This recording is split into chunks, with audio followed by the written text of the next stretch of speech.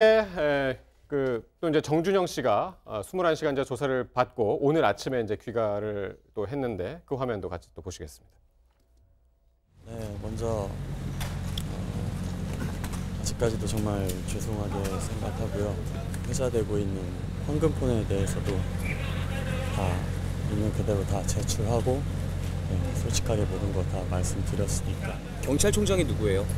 조사 나오고 나서.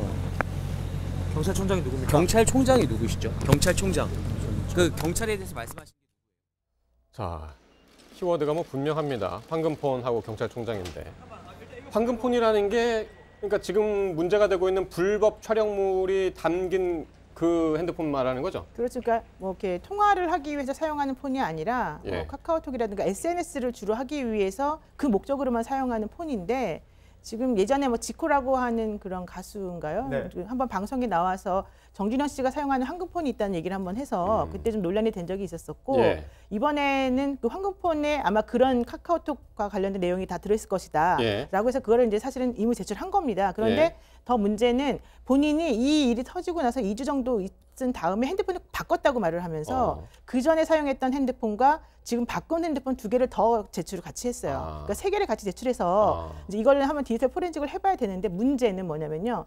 정준영 씨 같은 경우는 2016년도에도 사실은 이런 불법 촬영 문제가 한번 불거졌었고 이번에 문제가 됐던 그 포렌식을 맡겼던 뭐 수리기사가 사실은 뭐 핸드폰 내역을 공개했다 이런 얘기는 있는데 그때 당시에 정준영 씨와 그 같이 친했던 사람들이 변호사들한테 물어봤다는 거예요. 이런 상황이 됐을 때 어떻게 해야 됩니까? 그랬더니 핸드폰 내용을 보더니 이거는 절대 공개하면 안 되니까 숨겨라. 그래서 변호사가 그 당시에 숨기라고 말을 해줬는데 이번에 정준하 씨가 3개를 냈다고 해서 과연 그 증거들이 그대로 있을 것인가 사실 좀 그게 문제인 것이고 여기에 대해서 사실은 그 이후에 어쩌면 본인 폰이 아닌 다른 사람 명의의 폰으로 사용했을 가능성도 좀 염두에 둬야 되는 게 아니냐. 왜냐하면 황금폰이라고 하는 것이 반드시 자기가 꼭 자기 이름으로 된 것만 사용할 수 있는 건 아니잖아요. 그래서 저는 오히려 이번에 3개를 그냥 너무 자연스럽게 낸 것 자체가 왜냐면 이 문제가 버닝썬 문제가 처음 터져서 그렇게 연결된 건데 버닝썬 문제가 터진 거 사실 좀 됐잖아요.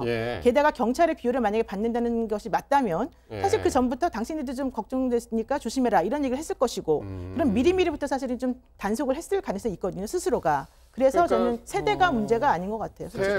석대를 다 내긴 했으나 지금 이야기하고 있는 황금폰 안에 예전에 그동안 문제가 됐던 것들이 다 담겨 없을지도 모르는 상황이고 그게 황금폰이 아닐 수도 있는 상황이니까. 그러니까 자신이 원래 그동안 주로 사용하는 황금폰이 아닐 수도 있고 다른 사람 거 뭐 다른 명의를 썼을 가능성도 있고 아니면 실질적인 거는 다른 사람 명의를 쓰고 자기 명의로 된 거는 그냥 형식대로 놔뒀을 가능성도 있고 그러니까 여러 가지 가능성이 있는데요. 물론 경찰에서는 증거를 인멸하라고 했으면은 디지털 포렌식을 통해서 확인할 수 있다 이런 얘기를 하지만 제가 봤을 때는 그 정도로 사람들이 그렇게 어리석게 이걸 처리했을까? 왜냐면 이전에 과거 경험이 2번이나 있는 사람이 그래서 좀 의심스럽습니다. 솔직히 말하면. 자.